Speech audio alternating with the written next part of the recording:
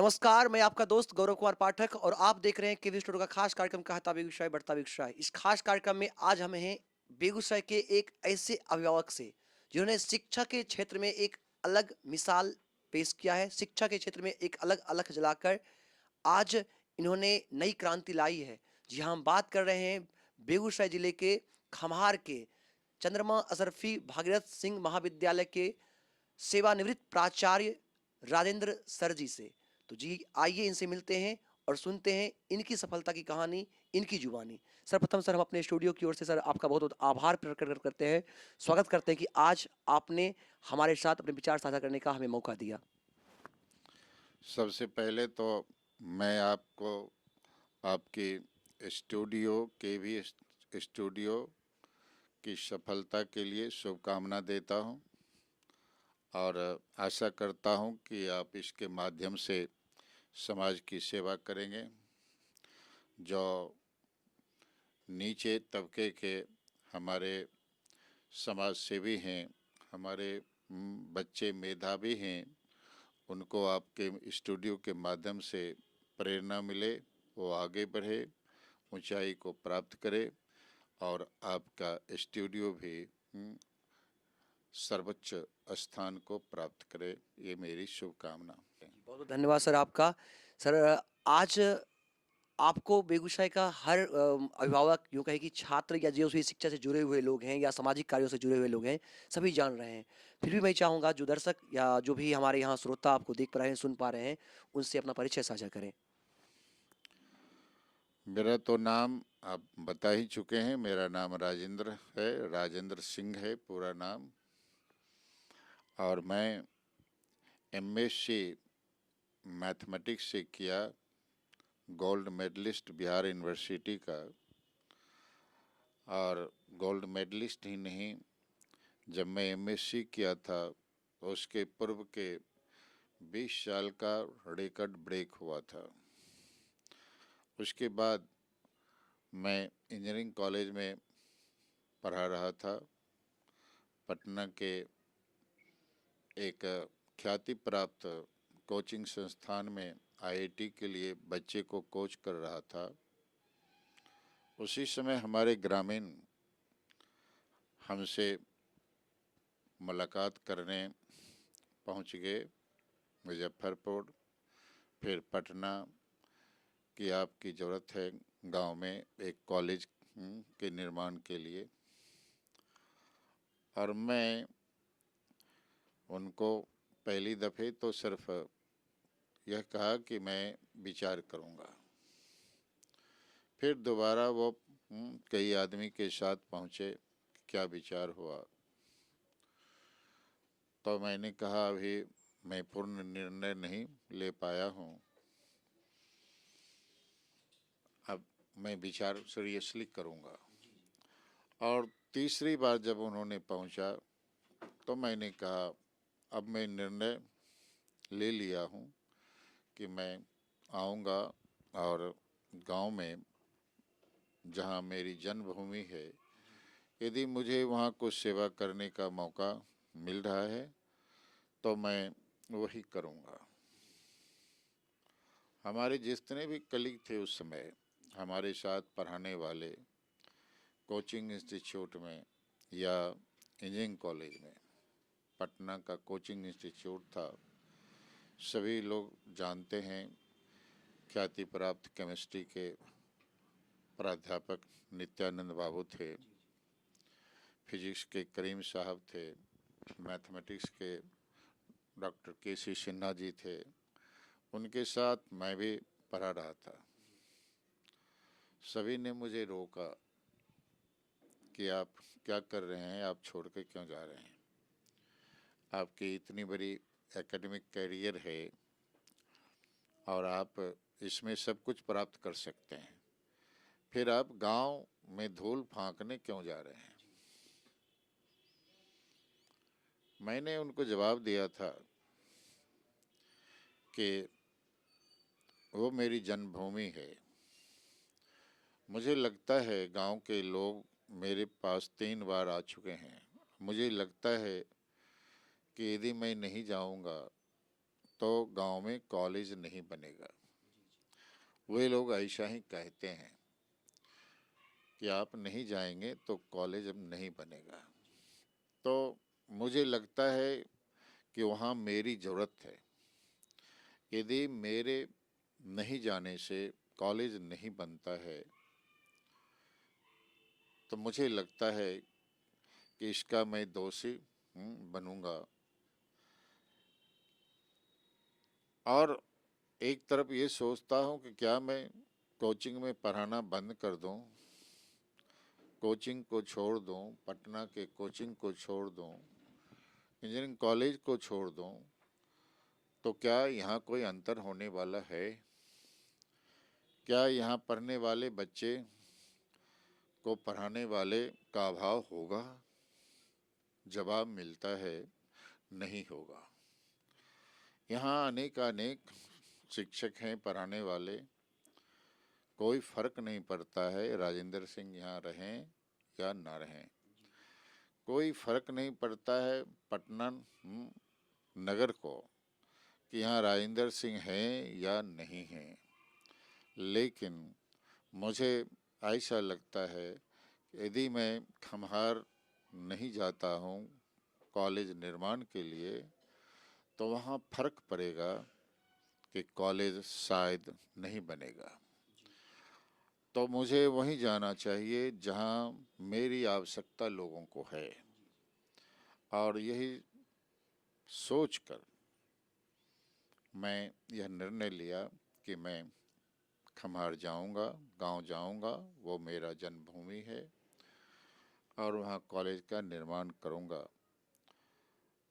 ये है सन 1985 की बात। 1985 में मैंने कोचिंग को छोड़ दिया और खम्हार चलाया कॉलेज निर्माण करने के लिए।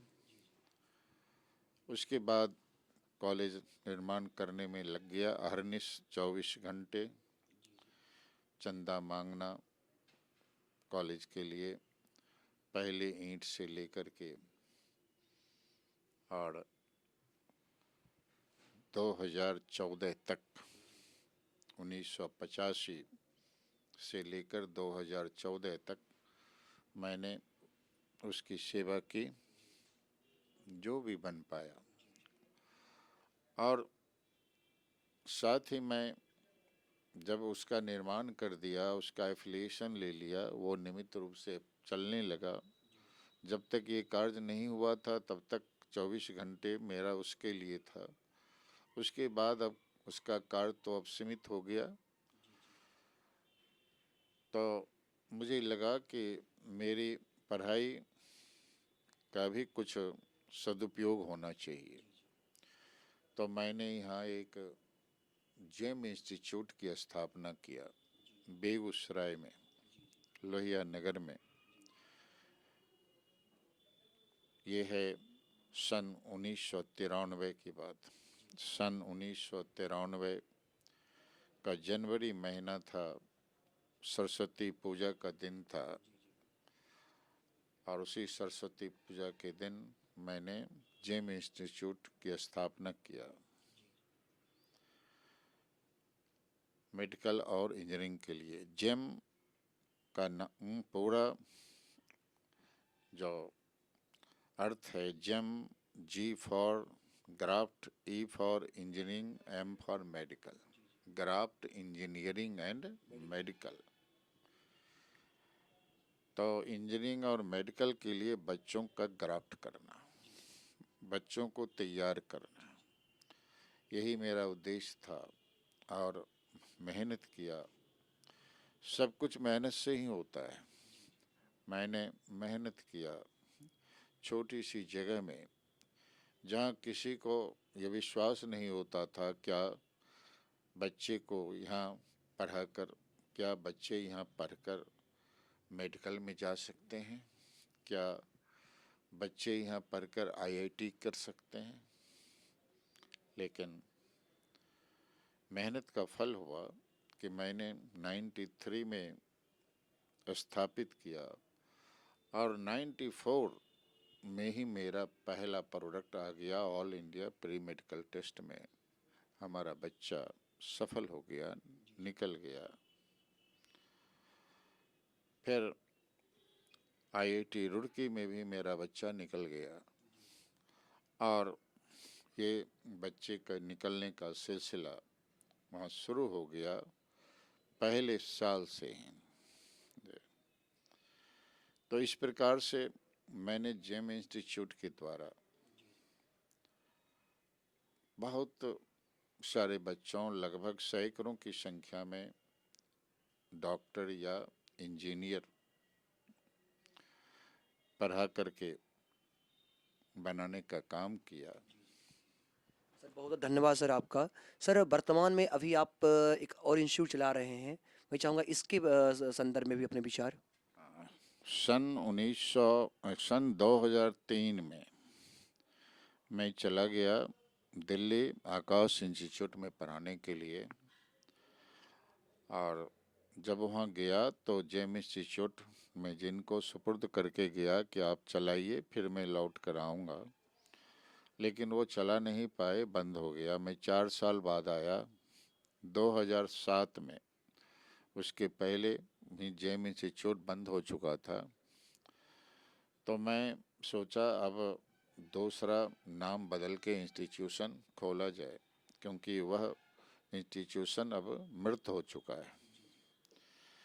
तो विद्यायतन नाम से मैंने इंस्टीट्यूट खोला और फिर वही कार्य यहाँ भी शुरू किया।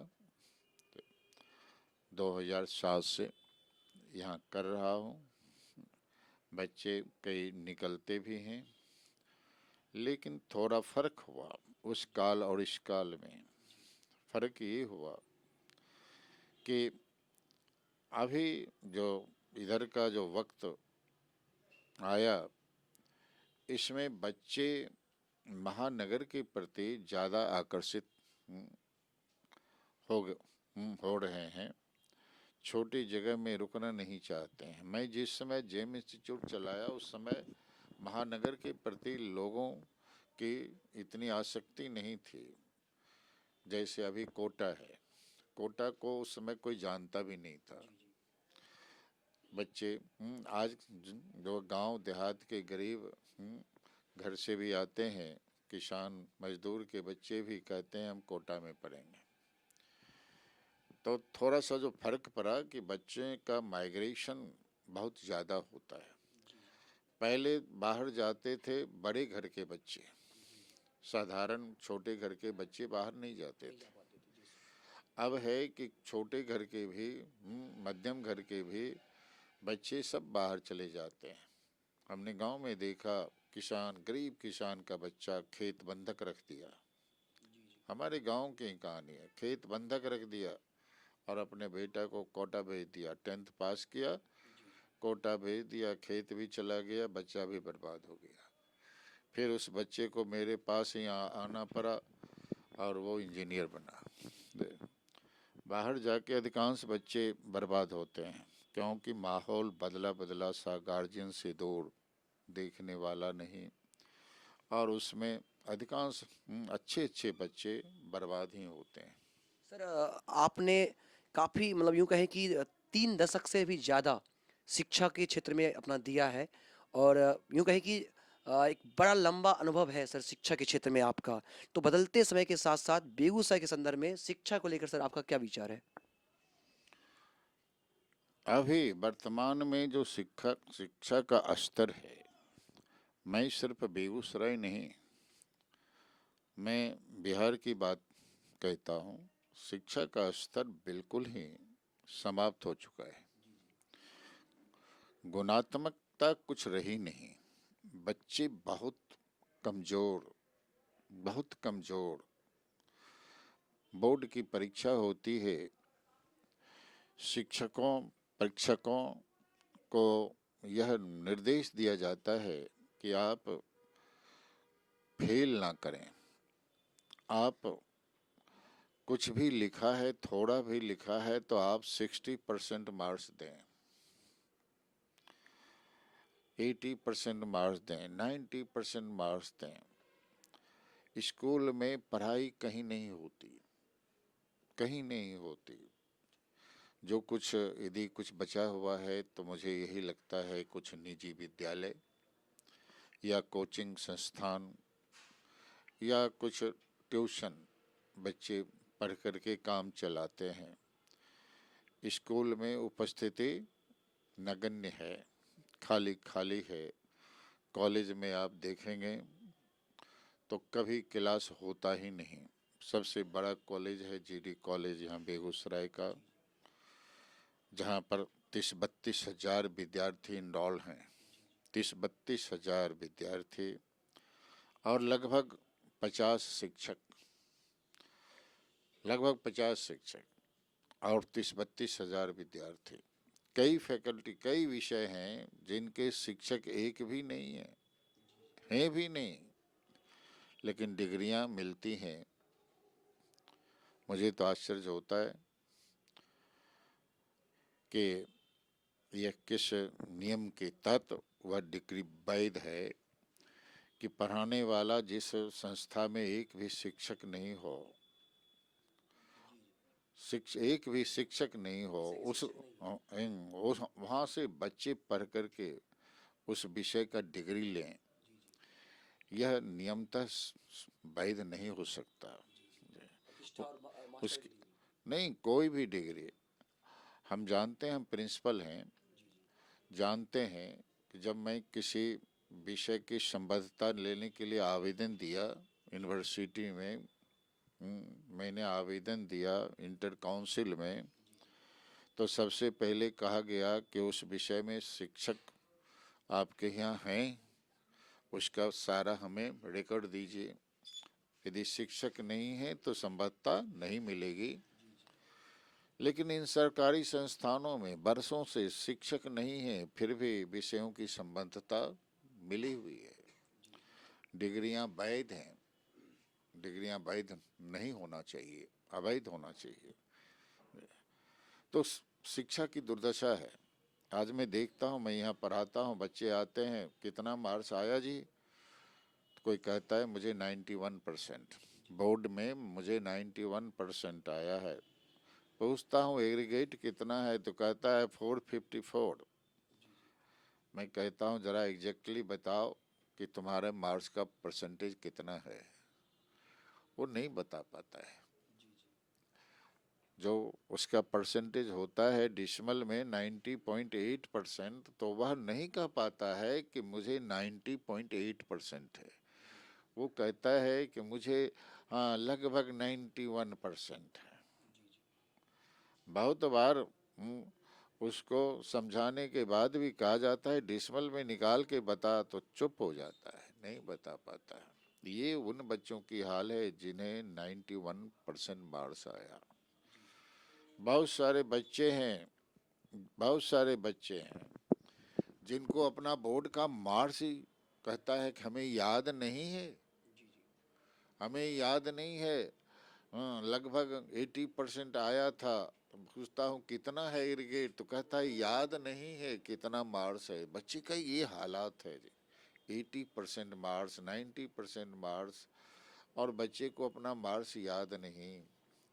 मैं अभी भी बता सकता हूँ कि मुझे बोर्ड एग्ज़ाम में बिहार बोर्ड जब दिया था मैट्रिक का तो कितना मार्क्स था, अभी बता सकता हूँ।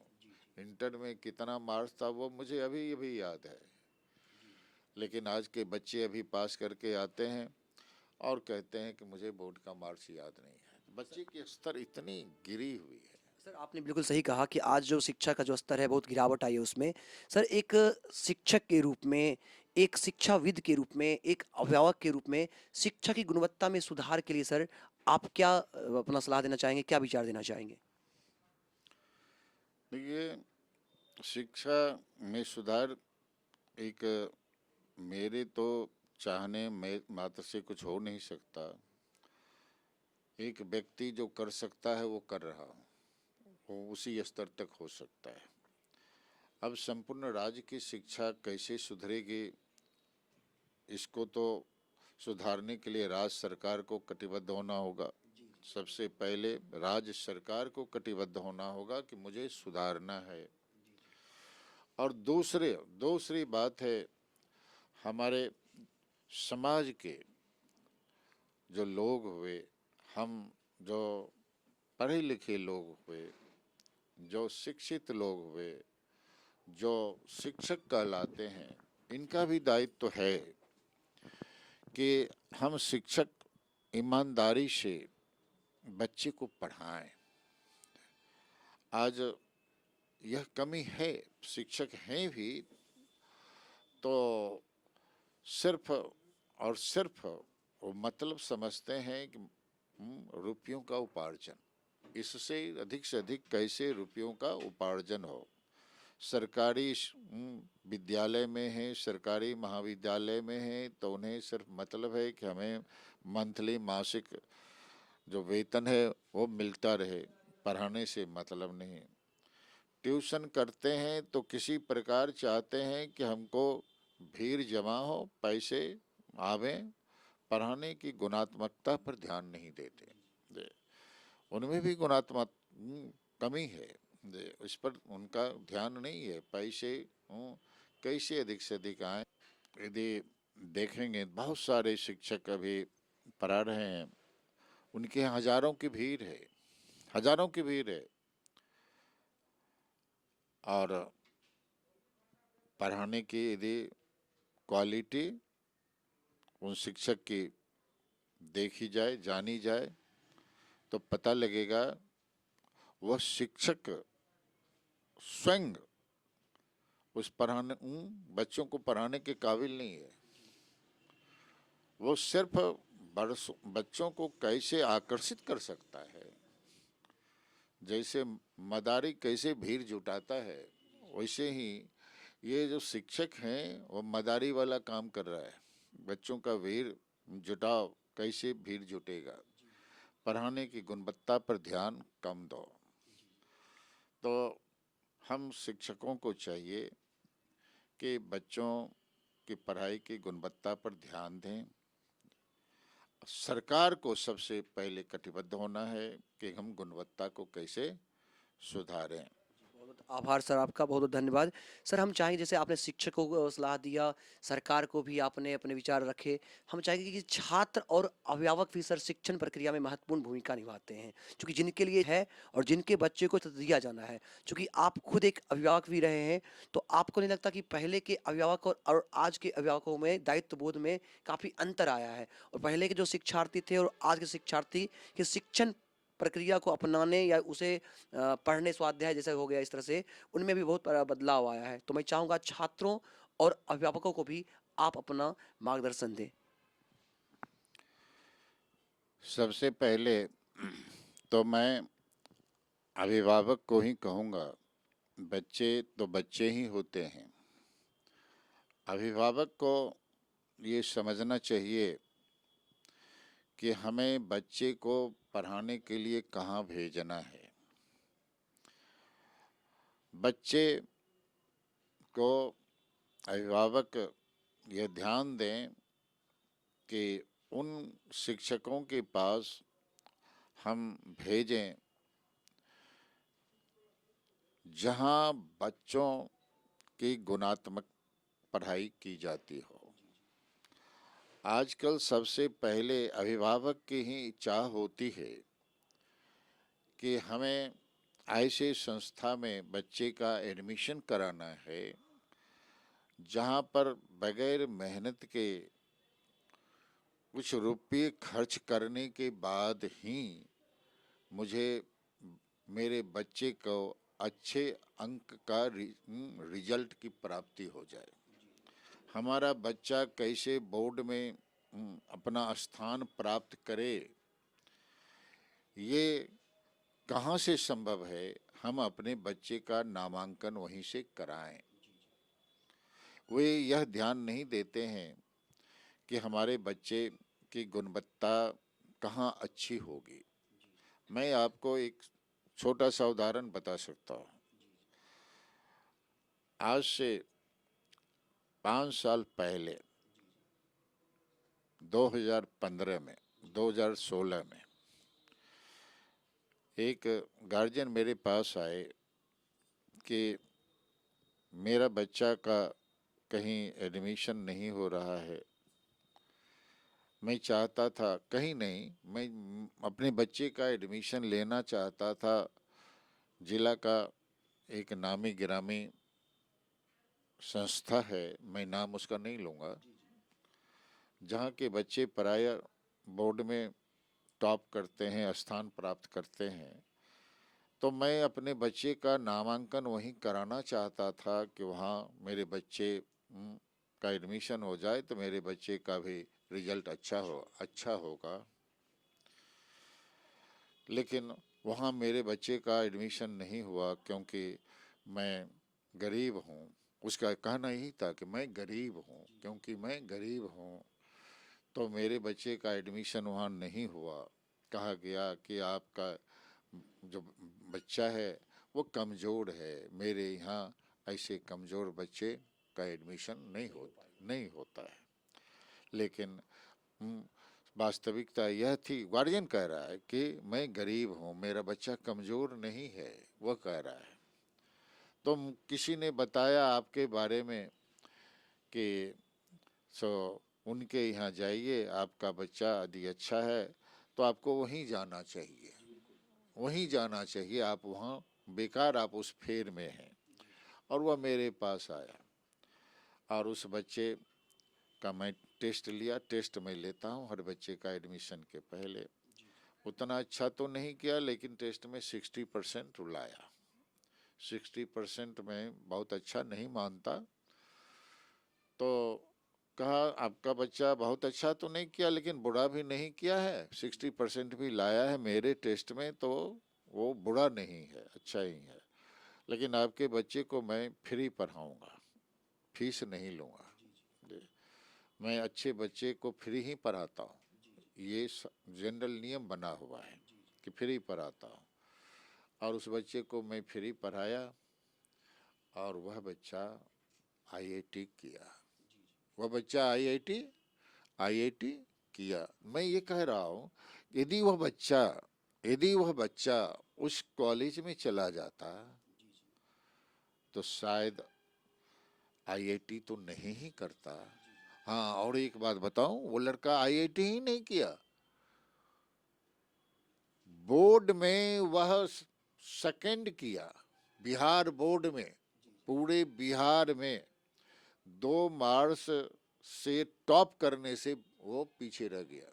टॉप दूसरा स्थान आया पूरे बिहार में, दूसरा स्थान। Highest marks in physics, highest marks in chemistry, highest marks in math, तीनों में इंडिविजुअली बिहार में टॉप मार्क्स। इंग्लिश और हिंदी में थोड़ा पिछड़ा, और जिस कारण से वह टॉपर से 2 मार्क्स पीछे हो गया और वो सेकंड किया, सेकंड टॉपर वो हुआ। अब देखिए उस बच्चे का मेहनत का फल और हम लोगों का मेहनत का फल कि बच्चा बिहार में टॉप भी किया, यह आश्चर्यजनक था। आपको विश्वास नहीं होगा, जब वो आईआईटी निकाल लिया, वो पहले से मैं जान रहा था क्योंकि मैं बच्चे को पढ़ाता हूँ तो हर सप्ताह टेस्ट लेता हूँ। तो बच्चे तो पहले से डिक्लेयर थे कि आईआईटी निकलेगा ही, लेकिन बोर्ड में क्या मार्क्स देने वाला देगा ये तो भगवान भरोसे हैं। मेरी चिंता थी, मैंने गार्जियन को कहा था बच्चा तो आईआईटी निकालेगा ही, यह तो 100% सत्य है। लेकिन यदि कहीं बिहार बोर्ड में 75% मार्क्स नहीं आया तब तो डिस्क्वालीफाई हो जाएगा, क्योंकि यह क्राइटेरिया बना हुआ था कि 75% मार्क्स आना ही चाहिए। तो बिहार बोर्ड का तो कोई ठिकाना नहीं है क्या होगा। लेकिन संजोग देखिए, उस बच्चे का मार्क्स इतना आया कि यहाँ मीडिया वाले की भीड़ लग गई उस दिन। उन्होंने हजारों ऐसे छात्र छात्राओं को पढ़ाया है, यूं कहें कि जो अलग अलग फील्ड में आज अपनी कृति, अपनी प्रतिभा के दम पर अलग मुकाम बनाए हुए, अलग पहचान बनाई हुई है। और यूं कहें कि आज बेगूसराय के लिए आप गौरव हैं और बेगूसराय के हजारों गौरव जो आज अलग-अलग क्षेत्र में हमारे बेगूसराय का नाम रोशन कर रहे हैं। मैं पुनः अपने केवी स्टूडियो की पूरी परिवार की ओर से आपका धन्यवाद करता हूँ, आपको बहुत-बहुत बधाई देता हूँ और हम आशा करते हैं कि आगे भी आपका मार्गदर्शन, आपका आशीर्वाद, आपका स्नेह संपूर्ण जिलेवासियों को मिलता रहेगा। सर, छात्रों के लिए मैं भी चाहूँगा कुछ आपके आशीर्वचन उन्हें भी मिले। छात्रों से मैं कहूँगा कि आप अपने मेहनत पर भरोसा कीजिए। आप किताबों को पढ़िए। आप किताबों से बहुत दूर हैं। आप जब तक किताबों को नहीं पढ़ेंगे, आपका जो बेसिक कंसेप्ट है वो कमज़ोर रहेगा।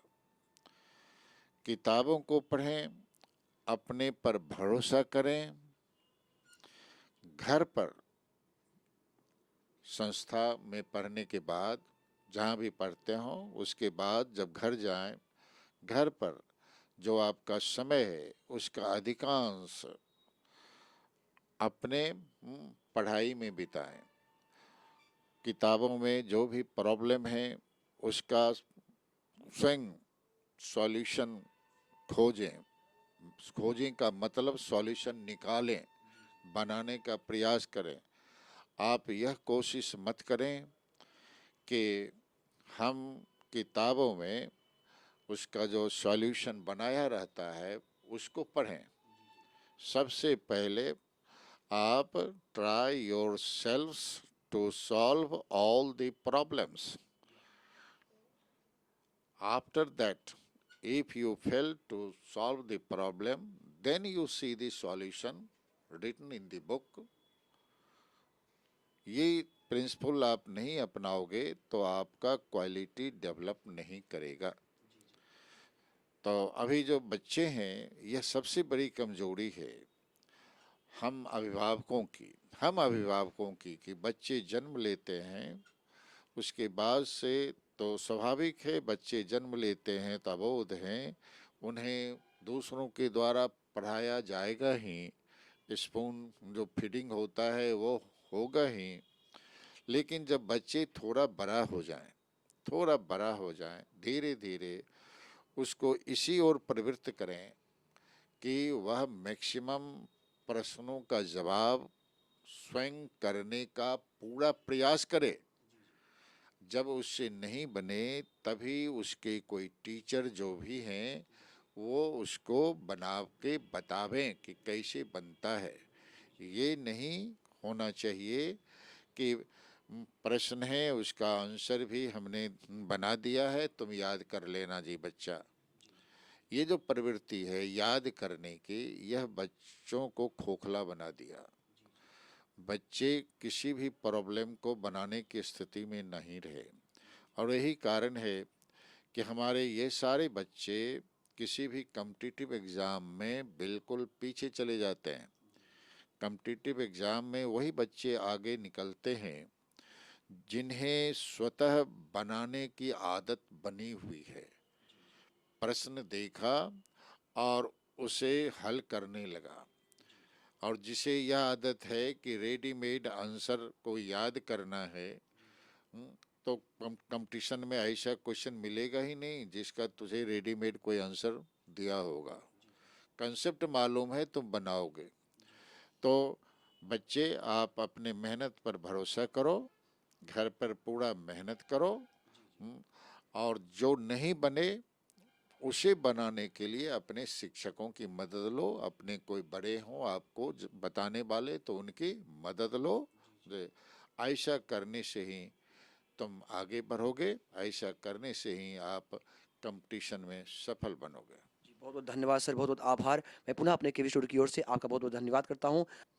आपको भी बहुत बहुत धन्यवाद कि मुझे आपने यह मौका दिया कि मैं बच्चों को कुछ संदेश दूं, उसका लाभ उन बच्चों को मिले। और आप मुझसे जब भी इस प्रकार की मदद चाहेंगे तो मैं हमेशा मदद देने के लिए तैयार रहूँगा। और मैं आपकी सफलता की कामना करता हूँ। आशा करता हूँ कि हमारे राज्य के, हमारे जिला के लोग, जिला के बच्चे आपसे लाभान्वित हों। मैं इस केवी स्टूडियो